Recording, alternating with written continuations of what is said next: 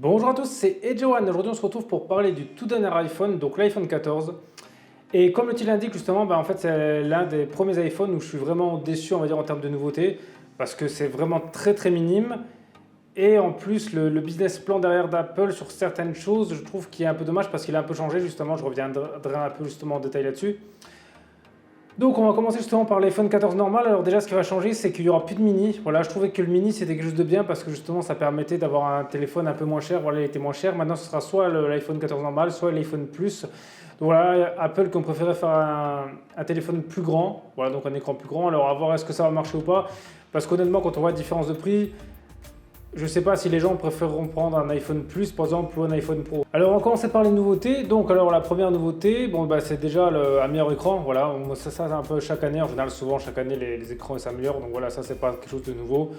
Et c'est pas quelque chose on va dire qui va nous faire acheter un téléphone. La deuxième chose qui va changer, c'est l'autonomie de la batterie, voilà, qui est meilleure. Alors pour le normal, ils annoncent 20 heures d'autonomie de batterie en lecture de vidéo et pour le plus 26 heures d'autonomie de batterie. Alors voilà, alors regardez des vidéos, il faut voir ce qu'ils appellent. C'est-à-dire est-ce que c'est des vidéos enregistrées sur le téléphone?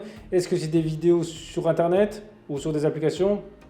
Voilà, c'est un peu vague. Avoir aussi la luminosité, justement, auquel niveau, au maximum ou au minimum, voilà, donc c'est un peu vague. Bon, après, honnêtement, je ne sais pas pourquoi ils prennent on va dire ces données-là, parce qu'ils devraient plutôt utiliser justement un usage mixte, parce qu'en général, je veux dire, je connais personne honnêtement qui regarde 20 heures de vidéo par jour, hein, honnêtement, sur les réseaux.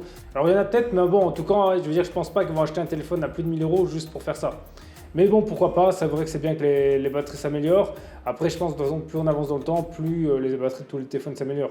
Donc pour l'instant, on va dire que c'est pas non plus quelque chose de si innovant que ça, parce que c'est à peu près une nouveauté qu'il y a chaque année.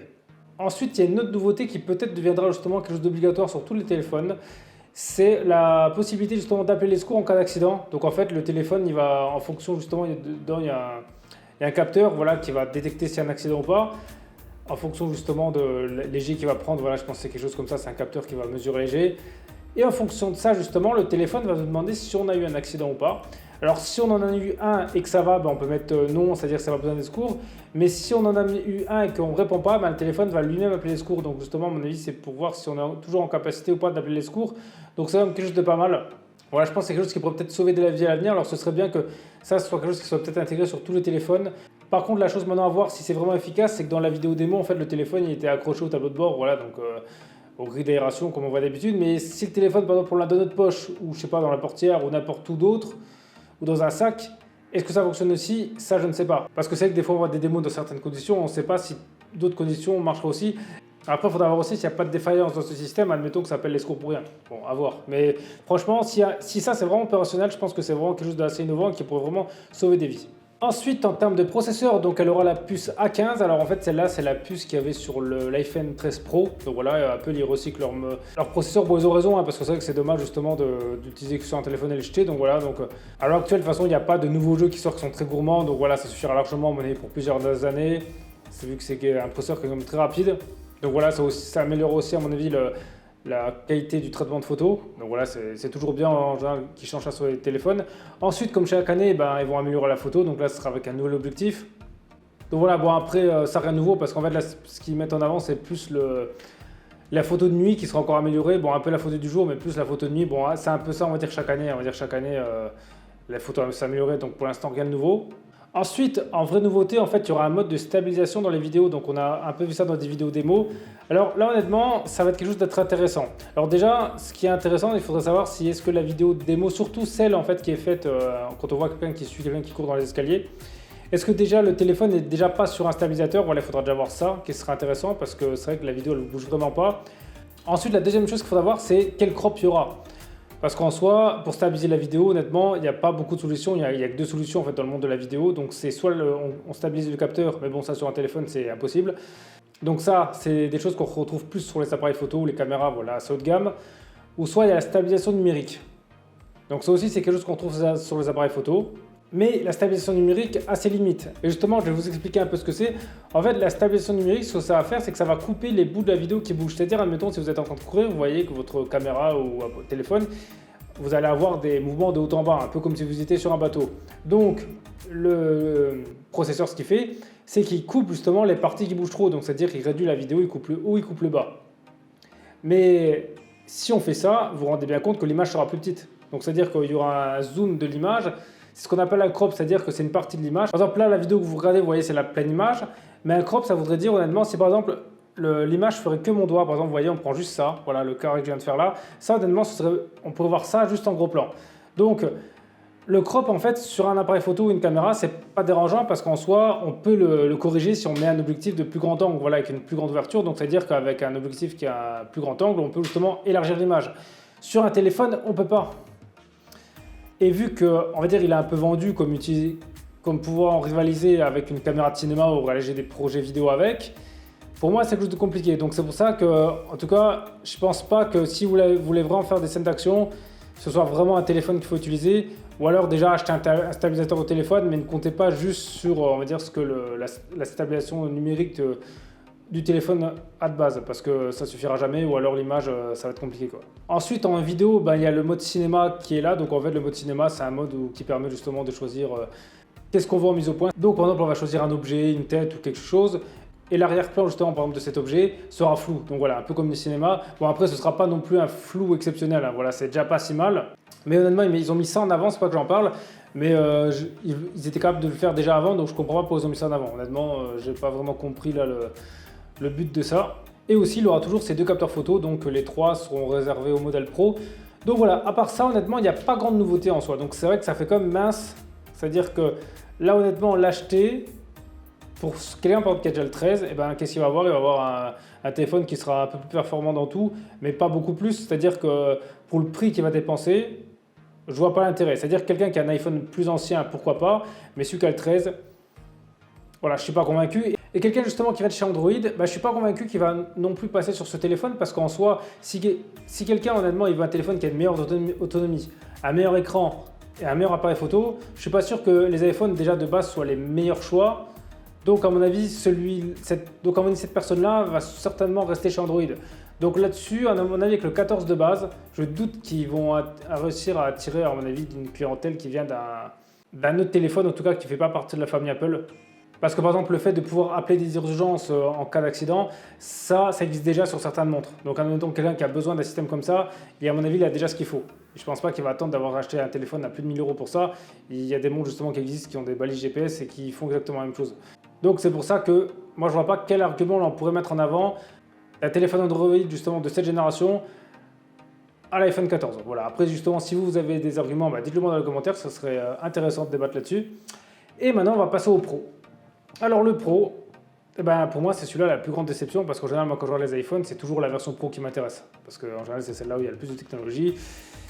Et ben là c'est compliqué. Alors c'est compliqué pour plusieurs raisons. Alors déjà c'est sûr qu'il a toutes les nouveautés du 14, voilà ça il n'y a pas de souci. Et ça va presque s'arrêter là, c'est-à-dire qu'en fait le Pro, vous prenez toutes les nouveautés du 14, vous les ajoutez à l'iPhone 13 Pro. Vous changez juste deux choses, c'est-à-dire le processeur, là c'est le A16, mais bon à mon avis, vu que tout est déjà bien, ça c'est certainement peut-être pour améliorer le traitement vidéo et photo. Voilà, c'est sûr que ce sera plus puissant, mais cette fois-ci ils n'ont pas annoncé justement de combien de pourcentage il est plus puissant que celui de la précédente génération, donc à voir, mais bon c'est sûr qu'il est mieux. Et la dernière nouveauté, c'est vous leur rajoutez un capteur 48 mégapixels. Donc oui, 48 mégapixels dans un téléphone, alors ça honnêtement, je ne comprends pas. Et je vais vous expliquer pourquoi. Parce que vous voyez, même certains appareils photo très haut de gamme n'ont pas autant de pixels. Parce que le problème d'un capteur photo, c'est-à-dire que plus il y a de pixels, donc plus l'image sera grande, ok, mais moins de lumière va rentrer. Donc c'est-à-dire qu'il faudra plus de lumière externe, donc c'est-à-dire dans toutes les configurations avec des basses luminosités, faire une photo, ça va être immonde, c'est-à-dire qu'il y aura beaucoup de bruit, ou on verra rien du tout. Et vu qu'un téléphone, voilà, c'est tellement petit, c'est-à-dire le capteur est beaucoup plus petit qu'il y a déjà un appareil photo, c'est vraiment minuscule, je vous laisse imaginer la quantité de lumière qui rentre, surtout avec beaucoup plus de pixels. Alors certes, ils peuvent toujours essayer de trafiquer avec leur retouche photo, mais bon, en général, ce que ça donne, c'est souvent une image beaucoup plus lisse, c'est-à-dire certes, la photo est grande, mais on perd vraiment en détail. Donc là, je comprends pas. Et ils auraient peut-être dû mettre, allez, peut-être 24, pourquoi pas, mais dire 48, c'est vraiment énorme. Et je ne comprends pas l'intérêt. Et en plus, surtout quand on voit les photos qui ont été prises justement avec le 48 mégapixels, bah, c'est bizarrement que des photos en plein jour. Il faudrait bien voir justement la qualité de la photo à la taille qu'ils ont fait, de près voir à quoi ça ressemble, parce qu'à mon avis, même si on peut shooter en RAW, ça ne fera pas de miracle. Hein. C'est-à-dire qu'il faudra quand même enlever le bruit, ça va être compliqué. Donc là, je comprends pas. Voilà, j'ai vraiment hâte de voir des retours de ça, voir ce que ça donne. Parce que là, je suis assez dubitatif justement sur l'efficacité qu'il y aura dans les basses lumières. Et puis, quand on achète un téléphone, justement, c'est pas pour derrière rajouter un éclairage externe. Hein. Justement, c'est pour avoir un truc compact et pratique. Parce que sinon, autant prendre un appareil photo ou une caméra. Donc voilà, c'est vraiment les deux seules nouveautés du 14. Donc en soi, le 14, honnêtement, quand on a le 13, avoir juste l'appel de secours en plus et un appareil photo de 48 mégapixels et puis une petite bande noire en haut de l'écran voilà, qui indique des informations. Bon, bah ça, voilà, pour moi, c'est un truc c'est bien, mais je pense pas que c'est ça qui va faire acheter un téléphone. Donc voilà, pour toute personne qui a déjà l'iPhone 13 Pro, il n'y a rien de nouveau à part ces deux choses-là. Donc là, quel intérêt honnêtement? Il n'y en a aucun, c'est-à-dire que la personne qui a déjà l'iPhone 13 Pro, il va certainement pas acheter ça. Mais là où justement Apple ils ont été forts, justement, quand je parlais du business plan, que je trouve ça dommage, c'est que vous voyez l'année dernière, en fait, quand le 13 Pro est sorti, bon, j'ai un peu regardé les téléphones parce qu'il m'a vraiment intéressé, et j'ai vu qu'on pouvait acheter encore le 12 Pro et que tous les téléphones avaient baissé. Et bien cette année, qu'ils ont fait Apple, et ben on peut plus acheter le 13 Pro sur leur site. C'est-à-dire qu'on peut l'acheter le 13 Pro, mais seulement dans les boutiques qui ont encore du stock. Donc voilà, vous pourrez plus l'acheter là, mais sur le site officiel d'Apple, vous ne pourrez plus.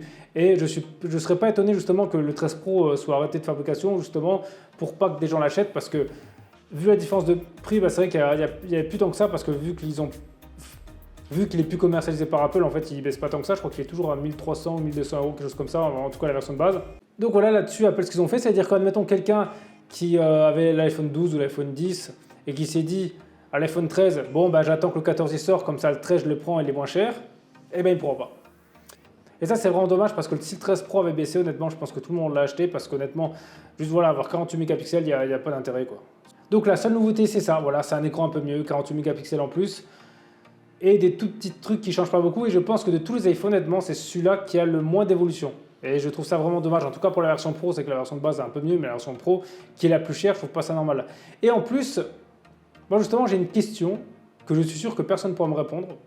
En fait, sur le 13, ce que très peu de gens savaient, c'est que malheureusement, si vous achetez la version 128 Go, eh ben, en vidéo, vous ne pourrez pas utiliser le format ProRes. Parce que la mémoire flash en 128 Go n'était pas assez rapide et vous étiez obligé de prendre la 256 Go. Et là, sur le 14, est-ce que la 128 Go c'est exactement la même que dans le 13 ou alors est-ce qu'on peut déjà la prendre et avoir le mode ProRes? Ben ça, honnêtement, pour répondre à cette question, qu'il faudra appeler. Donc, quelqu'un qui va acheter justement le 14, faites bien attention à ça justement, si vraiment vous n'avez pas le choix d'acheter le 14 Pro, de ne pas vous faire avoir si justement c'est un mode qui vous intéresse. Donc voilà, pour conclure, et honnêtement, je trouve ça un peu dommage parce que je pense que cette année, honnêtement, il suffit que par exemple la concurrence chez Android, ils fassent un téléphone qui révolutionne un peu le genre, c'est-à-dire voilà, un truc un peu nouveau, qui ont des nouveautés que personne n'a. Je pense que des utilisateurs d'Apple pourraient peut-être partir chez eux. Donc voilà, après vous justement, dites-moi dans les commentaires ce que vous pensez justement de cette nouvelle iPhone, voilà, si vous êtes aussi déçu des nouveautés ou si vous trouvez que c'est bien, voilà, si vous n'êtes pas déçu, si vous comptez justement acheter l'iPhone 14 et si oui justement, quel était votre ancien téléphone. Et sinon, merci à tous d'avoir regardé cette vidéo, c'était Edgewan, on se retrouve très vite pour une prochaine vidéo.